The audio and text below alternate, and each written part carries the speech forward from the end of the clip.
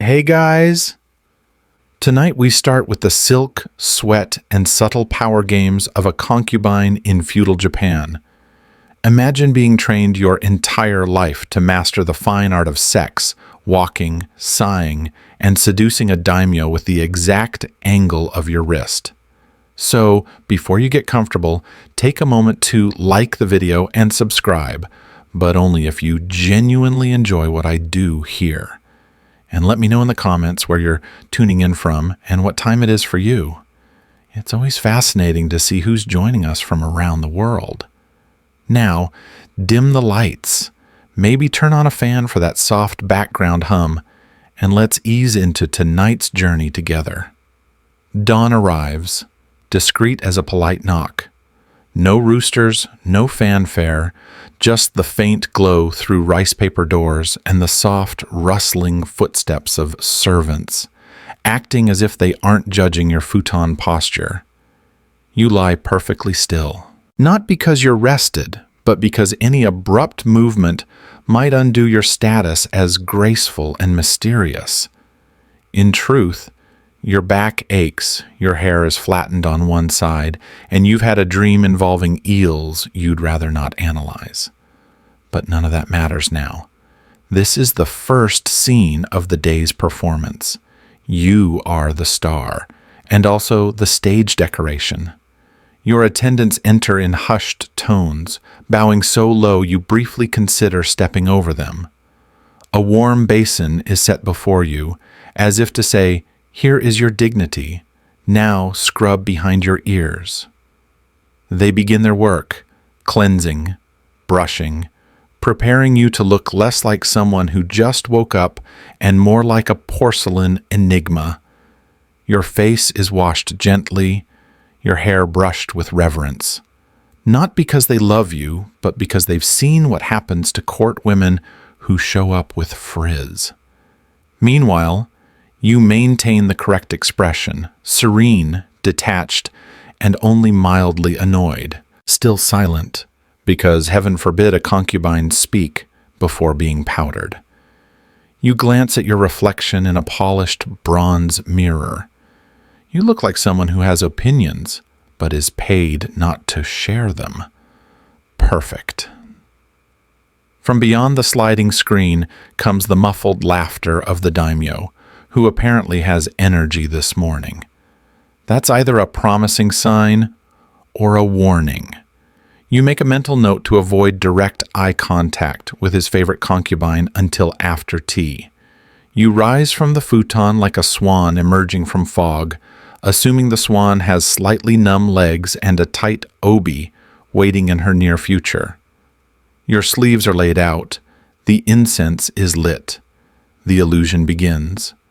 And as you stretch your shoulders just slightly, you whisper the universal mantra of women everywhere. Here we go again. Now that you're upright and pretending you didn't sleep on your neck wrong, it's time for makeup. Or, as it's known in the concubine industry, historical self-erasure with a side of toxins. Step 1, the white powder. Made from crushed rice and, in some cases, enough lead to qualify as a building material. Your attendant starts patting it onto your face, like she's trying to cover up a crime scene. The goal? Eliminate all signs of life. If your skin tone resembles anything found in nature, you're doing it wrong. Next comes the neck and chest, because heaven forbid the daimyo glimpses a patch of skin that doesn't look like it was painted on by a ghost. You sit still while they go to town with the puff, occasionally resisting the urge to sneeze and ruin your new identity. Then the eyebrows. Yours, irrelevant. They're painted over and redrawn several centimeters too high, creating a look that says, "I'm surprised by everything and emotionally unavailable." It's considered alluring, in theory. Now, the lips. You'd think they'd be fully painted, but no. Just a dainty little red blob in the middle. It's supposed to look demure. Instead, it looks like you kissed a plum and ran away. But you nod approvingly anyway, because this is how tradition works. If it feels strange and mildly unflattering, you're probably doing it right. And finally, the pièce de résistance, teeth blackening. Yes, really. A sticky iron paste is carefully brushed onto your teeth, making your smile look like it's been censored. Supposedly, this signals that you're off limits. In practice, it only confuses people and gives you one more reason not to grin too often. Throughout this whole ordeal, you sit like a statue being vandalized by a very polite team of artists. You do not move. You do not comment. You certainly do not ask, "Is this really necessary?" The answer is always yes. Not because it makes sense, but because it's been done this way for centuries, and no one wants to be the first to blink. By the end, you look like a painting come to life, if the painting was done by someone who hated skin and liked drama. After being powdered into an emotionally distant kabuki mask, it's time to get dressed. And by dressed, we don't mean slipping into something comfortable. We mean willingly entering a fabric-based endurance challenge. Step 1. Underlayers. These are the breathable cotton pieces meant to stop your fancier garments from fusing with your soul during summer. They do not succeed, but at least they give you the illusion of ventilation. Next come the inner robes, decorative, symbolic, and entirely unnecessary, except that they're absolutely required. Each one must be put on in the right order, or your social status drops faster than a clumsy geisha on ice. Color combinations? Entirely coded. For example, dark red over pale green means elegant but mysterious, while white over gold says, "Please don't talk to me before tea." Then there's the outer kimono, heavier, shinier, much less forgiving. By now, your sleeves are long enough to smother a rival concubine if needed, which, incidentally, is why no one stands too close during morning prep. And finally, the obi, the sash that ties it all together and quietly tries to murder your spine. It's pulled tight enough to remind you you're not allowed to breathe freely until sunset. A well-tied obi can say many things: refinement, poise, and the quiet desperation of someone one sneeze away from full collapse. You don't dress yourself, of course. You stand still while two attendants wrap, fold, tug, and adjust you like they're trying to make origami out of a human being. They don't speak. They just occasionally grunt when something doesn't lie flat. That grunt means, "Hold your arms higher." You learn the language. By the time they're done, you've lost all feeling in your ribs, but you look magnificent, like a walking imperial scroll with passive-aggressive eyes. And the real kicker? This is your daily outfit. You don't even have plans. You might just sit in the garden pretending to read poetry all day, but you must look like you're ready for a royal portrait or a spontaneous seduction, which, to be fair, is not off the table. You're fully dressed now, which is impressive, considering you're wearing more fabric than a small pavilion tent. Time for breakfast. Or, as it's known in concubine circles, an exercise in restraint, posture, and not accidentally dipping your sleeve in the miso. You're seated on a cushion, legs tucked properly beneath you, which is charming if you're a folding fan, but a nightmare if you have knees. The tray is placed in front of you, precisely arranged. A bowl of rice, a sliver of grilled fish, 3 pickled vegetables, and a miso soup that looks like it's judging you. The portions are small because you are not here to bulk up. You are here to appear ethereal and faintly underfed, the way all good romantic metaphors do. Your job is to consume just enough to avoid collapsing, but not enough to imply you enjoy food. If you chew too enthusiastically, someone will raise an eyebrow. If you ask for seconds, someone will raise a scroll. Eating is done silently. No slurping, no sighing, and definitely no face contortions, even if the pickled plum just sucker punched your molars. Everything must be graceful, a ballet of chopsticks and disappointment. Your kimono sleeves are enormous, so each bite involves a level of spatial awareness usually reserved for swordplay. You develop techniques. Tuck the sleeve under your forearm, lean slightly sideways. Pray it doesn't drag through the soup and send a wave of fermented tofu across the tatami. All the while, attendants hover quietly. They won't say anything, but they're watching. Not in a creepy way, more in the "we'll gossip about this later" way. Every blink is noted. Every missed grain of rice is mentally catalogued under mild embarrassment. You finish, bowl lightly, and set your chopsticks down with the kind of reverence usually reserved for sacred relics. Breakfast complete. Was it satisfying? Emotionally, no. Nutritionally, questionable. But spiritually, you feel lighter. That could be the food or the fact that your obi is slowly cutting off circulation to your spine. Either way, you're ready for the next part of your day, which, spoiler alert, mostly involves waiting. Now that you've been powdered, robed, and fed something roughly the size of a toddler's snack, it's time for the concubine's primary daily task, waiting. But not just any waiting, elegant waiting. Waiting that whispers, "Yes, I'm entirely free this afternoon," but in a powerful way. You can't roam the estate freely. Heavens no, that's how scandals happen. Instead, you sit in your designated space, a tastefully minimal garden room with a painted screen, a bonsai tree, and a strategically placed view of a koi pond that hasn't done anything interesting since last autumn. You sit, you wait. Occasionally, you adjust your posture so it looks like you're contemplating eternity, not fighting off a leg cramp.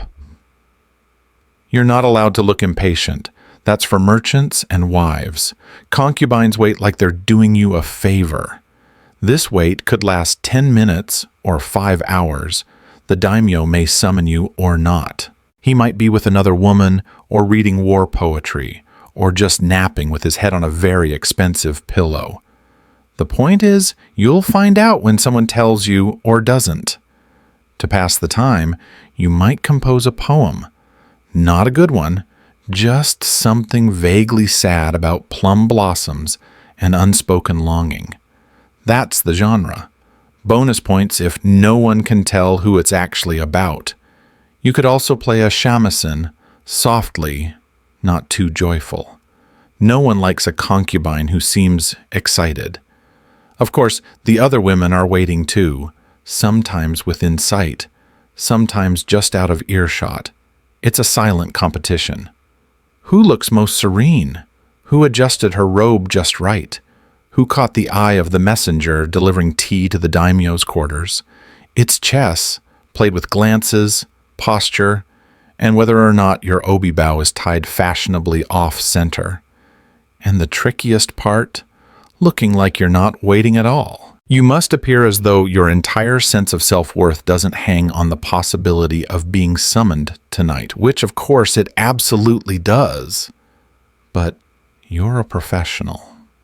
You sigh quietly, beautifully, and look off into the distance, preferably towards something poetic, like a falling leaf or a koi that looks equally bored. If the morning was about preparation, the afternoon is about positioning, and we're not talking about yoga. This is courtly social strategy, dressed in floral silk and scented with plum blossom oil. By now, the other concubines are fully assembled. You exchange nods, shallow bows, and smiles that look warm but could cut glass. This isn't friendship, it's scented espionage. Everyone's watching, listening, and very quietly trying to destroy each other's reputations without ever raising their voices. The room is calm, The tension is floral, the topics of conversation are trivial by design. Lady Iko's calligraphy has improved. Ying? Translation, she used to write like a drunken monk. The daimyo seemed very peaceful this morning. Translation, he didn't summon you, did he? And of course, the classic, you look radiant today, which actually means, you look less dead than usual. Congratulations. Compliments are verbal daggers sheathed in politeness. The sharper the smile, the more likely you're being insulted.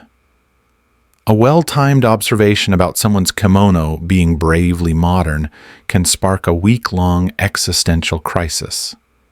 You navigate all of this with grace, or at least you pretend to. Smile gently, tilt your head when listening, appear impressed by someone's haiku, even though it was clearly plagiarized from a folding screen. Then comes the moment someone mentions the daimyo. Maybe he was seen walking near the pond. Maybe he paused to examine a fan one of the other concubines left out.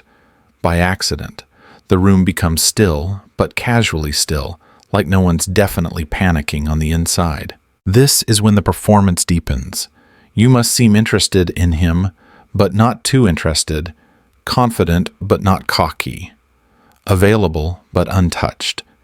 It's like trying to be a dessert that everyone wants, but no one sure is safe to eat.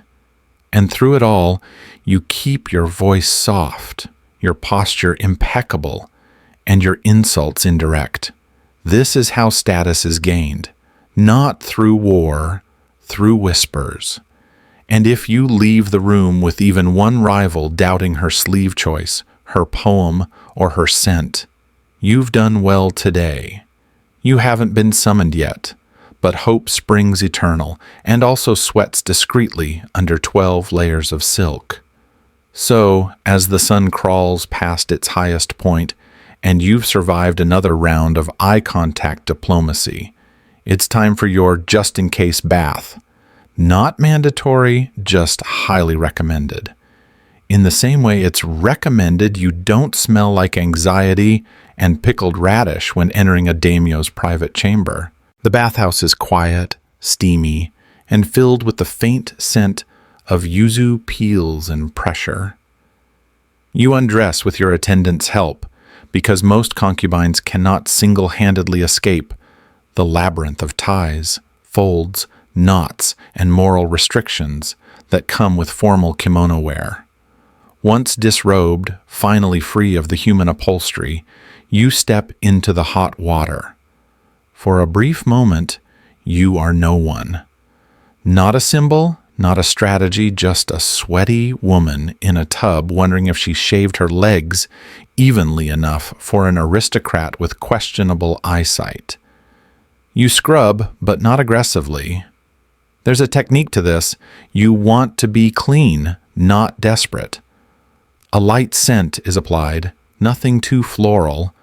You're not trying to smell like a geisha with something to prove, just alluring enough to imply you own your own fan. Hair is re-oiled, skin is dusted, feet are checked for calluses because, yes, even your heels must be ready for inspection by men who haven't clipped their toenails since the last rice harvest. And all this might be for nothing. You may not be called. You may go back to your quarters and reapply all your powder just to sit perfectly still while composing emotionally vague poetry about ducks. But if he does summon you and you show up smelling like stress and raw tofu, scandalous. So you bathe, you prepare. You become soft and subtle and ever so mildly flammable with incense oil because being ready is part of the game, even if the invitation never arrives. And besides, the best revenge on the other concubines? Looking better than they do while not even trying. Doesn't happen with trumpets. There's no scroll unrolled by a herald, no dramatic gong. The summons, when it finally comes, arrives the way most terrifying things do in high society, politely. A soft knock, a bowed messenger, a single phrase, his lordship requests your presence. Translation, you've been chosen.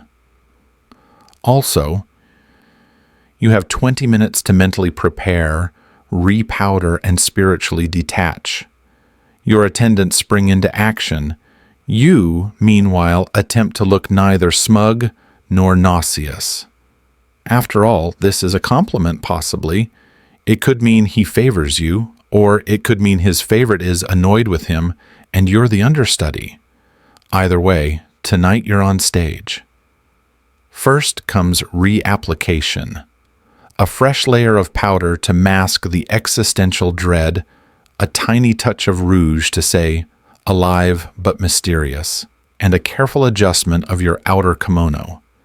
You switch to the more expensive one, the one with cranes embroidered in flight, because nothing says, I'm worth undressing slowly, like symbolic birds in gold thread. Next, the hair.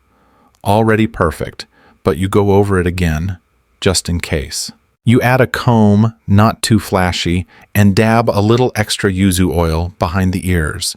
You smell like restraint and citrus ambition. As you walk toward his private chambers, the hallway stretches endlessly. Every step is measured, not too fast, not too eager. You are a river, not a waterfall. Behind closed doors, rival concubines pretend not to notice, but they do. Oh, they do. You reach the inner room. A screen is slid open. You bow, deeply, elegantly. You're not nervous, just incredibly aware of every inch of your body and whether or not your lips are smudged. He greets you or doesn't. Either way, you smile faintly. You're now in character. A favorite? A diversion? A muse for the evening? No one says, that's not how this works. You are here because you were chosen, and for the next few hours, you must be art, warmth, mystery, and convenience, and maybe, just maybe, unforgettable. But let's not get cocky yet. There's still tea to pour. Despite what the gossiping laundresses might say, a concubine's evening with the daimyo doesn't start with disrobing. It starts with ritual.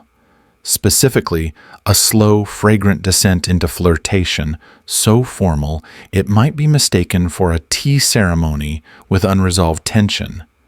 You sit, not too close, not yet. There's a lacquered table between you, a pot of sake warming silently, and enough eye contact to fuel an entire haiku anthology. He pours you a cup. That's the cue. You sip it slowly, like it's not just fermented rice, but a coded invitation to be charming. Compliments begin both ways. His robe, magnificent. Your hair, exquisite. No one mentions that you both know exactly how this night ends, but it's part of the charm to pretend otherwise. Conversation drifts, poetry, dreams, sometimes a story about a hawk he once saw that looked like destiny. You nod, intrigued, and not just because his hand is inching closer. You've heard the hawk story 3 times, but that's not the point. The point is, tonight, you're the muse, even if you're also the well-trained performer. There might be music, maybe a soft melody on the shamisen. Not played by you, of course. You're busy holding the room's attention like a delicate fan, open, mysterious, and possibly sharp-edged. Now comes the touch. Light at first, a hand brushing yours, a compliment about your scent, carefully phrased to imply admiration, not obsession. If he's in a poetic mood, he might compare you to a plum blossom caught in snow. If he's tired, you might get, "You look nice tonight." Either way, you smile and bow your head like he just recited love from Mount Fuji itself. Eventually, the formality fades. The table is moved, the lights dim, the screen doors close, and you rise slowly, of course, to follow him into the adjoining chamber. This is not transactional. This is theater. And your role? To be everything at once, desirable, graceful, compliant, and memorably alluring without ever seeming like you were trying. No pressure. You just have to seduce a warlord using 3 centuries of etiquette and a strategically timed glance.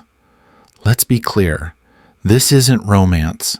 This is a government-approved performance, featuring 2 leads, 0 dialogue, and a strong supporting cast of expectations.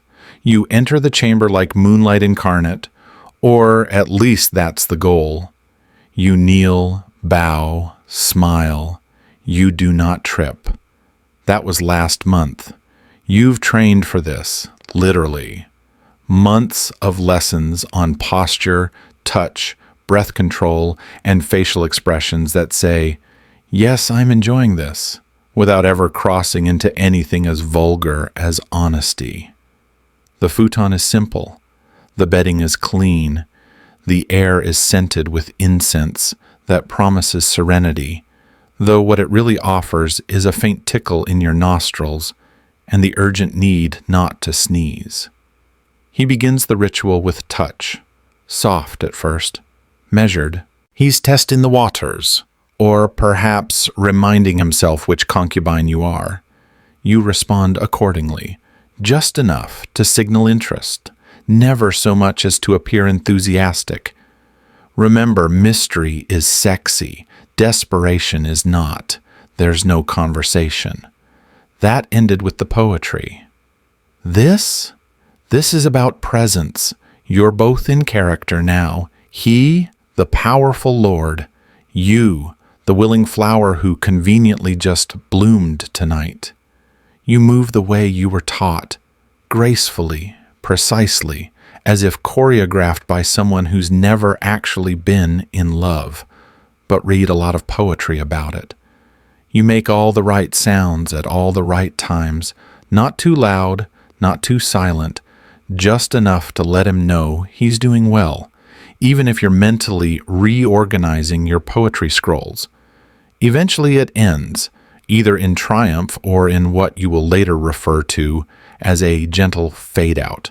He may say something, he may not. You smile either way. You rise, redress, and bow, carefully hiding the pins that left indentations in your scalp and the cramp that started somewhere in Act 2. And then you leave. You do not look back. You do not ask how it was. You do not ask if he remembers your name, because this was not for connection. This was for position. And tonight, you had it, for now. He's asleep, sprawled out across the futon like a man who's just conquered a province and not, say, fallen asleep immediately after moderate effort. You lie beside him, eyes open, spine straight, mind racing, not because you're overwhelmed with emotion, but because this part, the afterglow, is where the real mental gymnastics begin. Did you do well? Was your hair still in place? Did he like the part where you tilted your head just so? Should you have moaned a bit more, or was that one breath too loud? These are the questions you won't ask, but will obsessively review like a general analyzing battlefield losses. You can't move yet. Move. Leaving too soon seems cold. Staying too long seems clingy. So you lie there, watching the ceiling, counting the bamboo slats and wondering if the other concubines are awake. Probably. They can smell a summoning like wolves smell fear. The silence is heavy, not unpleasant, just full of unsaid things, unasked questions, and the faint hope that you've earned yourself a slightly better breakfast tray tomorrow. He might mumble something, a compliment, a name, hopefully yours. You nod in the dark, even if he's already snoring like a man who's never had to sleep with his dignity folded inside his obi. Eventually you rise, quietly. The graceful post-coital exit is a delicate thing. You gather your robe, tie your sash and straighten your hair just enough to look like a woman who glows from mystery, not sweat. There's no one in the corridor, but you walk like they're all watching, because in this place, they always are. Your footsteps are soft, your face is neutral, your heart tucked away, locked up behind your very best performance yet. You return to your quarters. Someone has already lit the lamp. The tea is warm. You drink it without tasting it. You sit down, alone, and only then do you exhale. You don't know if tonight meant anything. You don't know if he'll remember it, or you tomorrow. But at the very least, you know this. You were chosen. And in this world, that is currency, even if it only lasts until sunrise. You wake up early, again. Not because you're refreshed, but because concubines don't get to sleep in. That's for wives, or men, or mythical creatures with no political rivals. The futon you fell into last night feels smaller. Or maybe you're just aware of how little space you actually occupy in the palace's hierarchy. A decorative presence wrapped in brocade and tightly controlled expectations. Your attendants enter, eyes politely avoiding yours. No one says anything about where you were last night, but they all know. The scent of incense lingers faintly on your skin, and your hair is only slightly messier than the standard unapproachable cloud of perfection look. They begin the process anew. Powder, comb, fold, reconstruct the masterpiece that is your public face, which is remarkably similar to yesterday's masterpiece, with the only real difference being your increased awareness of how exhausting beauty actually is. The silence between you and your attendants is companionable, if also tinged with quiet judgment. One might cough ever so lightly. Another might casually mention that Lady Keiko received a rare silk comb this morning. You nod. The game is back on. There's no debrief, no recap. You don't tell anyone how the daimyo smelled faintly of plum wine, or how he said something vaguely poetic before falling asleep mid-sentence. You certainly don't mention that you're now second-guessing every moment of eye contact. That would be unseemly. Instead, you sit once again in your chamber, composed, refined, preparing for another day of passive warfare disguised as floral arrangement critiques and shamisen practice. You sip tea. You write half a poem. You stare at a crane outside the window and wonder what it feels like to fly away from all of this while wearing only one layer of clothing. By now, news will have traveled. Everyone knows you were summoned. Everyone is recalculating, including you, because that's what being a concubine really means. Balancing emotion with calculation, intimacy with strategy, and desire with absolute silence. You smooth your sleeve, you breathe. Today, you are not the favorite, but you are still in the game. And in this palace, survival looks an awful lot like stillness in silk. You don't need ears to hear gossip in a palace. You just need functioning intuition and a decent understanding of passive-aggressive phrasing. Within an hour of sunrise, your name has floated through at least 3 courtyards, 2 tea rooms, and a suspiciously loud flower arranging session. No one says it directly, of course. They say things like, "How radiant Lady So-and-so seems this morning," which means she's glowing because she got chosen, and we're all pretending not to notice. Or, "I wonder if his lordship prefers traditional poetry or livelier company these days." Translation, she probably recited something dumb and still got picked. Unbelievable. You hear these things in passing, snippets whispered behind fans or dropped into casual conversations like little poison seeds. It's impressive, in a way, like watching trained assassins throw shade with floral metaphors. Your job? Stay quiet. Say nothing. Smile faintly the way a cat does when it knows something you don't. Because engaging in gossip is risky, but being the target of gossip and reacting, fatal. So instead, you vanish a little. You take longer walks. You sit slightly further from the group. You practice your calligraphy with such focus that people begin to wonder if you're either deeply enlightened or quietly scheming. Either way, good. Because in the concubine arena, invisibility is a superpower. The loud ones get noticed. The noticed ones get envied. And envy here is basically a decorative dagger in a silk sheath. You respond to barbed compliments with kindness so polite, it's insulting. Oh, you think my robe is too elaborate? Thank you. It was a gift. Smile, bow, exit the scene. You survive on restraint, timing, and the occasional knowing glance that suggests you could destroy someone if you cared enough. And while others scramble for proximity to power, you perfect the art of subtle distance. You don't need to always be in the spotlight because you were already in it once. It starts subtly. Fewer glances, slower summons. One day, the maid forgets your favorite incense. Another, your tea arrives lukewarm. The message is clear, not harsh, not cruel, just indifferent. You are no longer tonight's mystery. Someone else is. She's new or not. Maybe she's just had a glow-up and a conveniently timed poem. Either way, she's suddenly the focus. The fan of attention has turned, and it's not pointing at you. You handle it like a professional.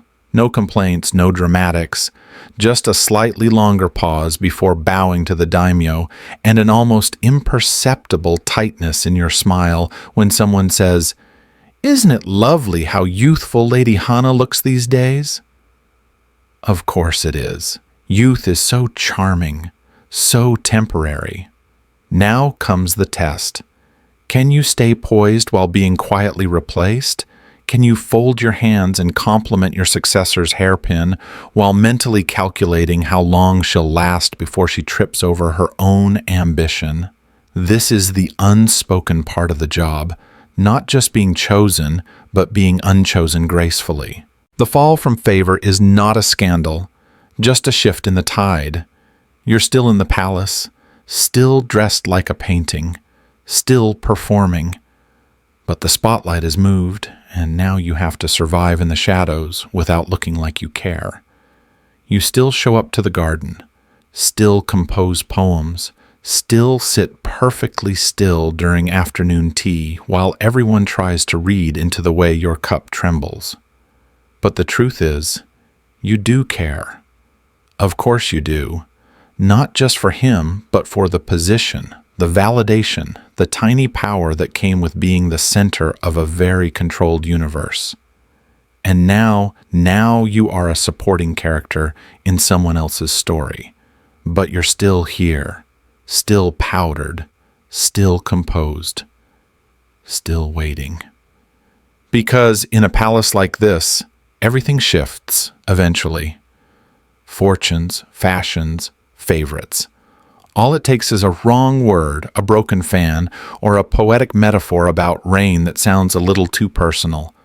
So you wait, not bitter, just patient. Because if favor can fade, it can also return, and you'll be ready when it does. Eventually the paint comes off, not just the white rice powder you wear like armor, but the performance, the posture, the careful pauses between each word. At some point, whether it's years later or just a moment in solitude, you catch a glimpse of yourself without the costume. And the strange thing is, you're still there. Beneath the layers of fabric, reputation, jealousy, poems, and politeness lives a woman who remembers everything. The first summons, the first compliment, the first time she realized she was no longer the favorite. You've played every part: muse, rival, mystery, shadow. You've smiled through rejection and composed haiku while quietly planning your emotional survival. And what do you have to show for it? A spine stronger than your obi, a memory sharper than any court gossip, and an entire palace of women who either fear you, envy you, or quietly hope they age half as well as you have. Because here's the secret no one talks about. Concubines age. They fade, but they also endure. And in a world built around staying desirable, endurance is the most rebellious act of all. You no longer rush to the mirror when the messenger arrives. You no longer wonder if your hair is pinned at the right angle for seduction. Some days you skip the full makeup ritual and just sit by the koi pond, because sometimes watching fish do nothing feels more honest than trying to look like a poem. You still dress in silk, yes, but now you wear it for yourself. And when the new girls arrive, powdered, bright-eyed, walking the same hallway you once conquered, you smile. Not kindly, not cruelly, just knowingly, because you've played the game. You danced on the edge of power with your lips painted and your voice lowered to a whisper, and you're still here, still graceful, still dangerous in silence. What remains when the paint wears off? You do, and that's more than anyone ever expected.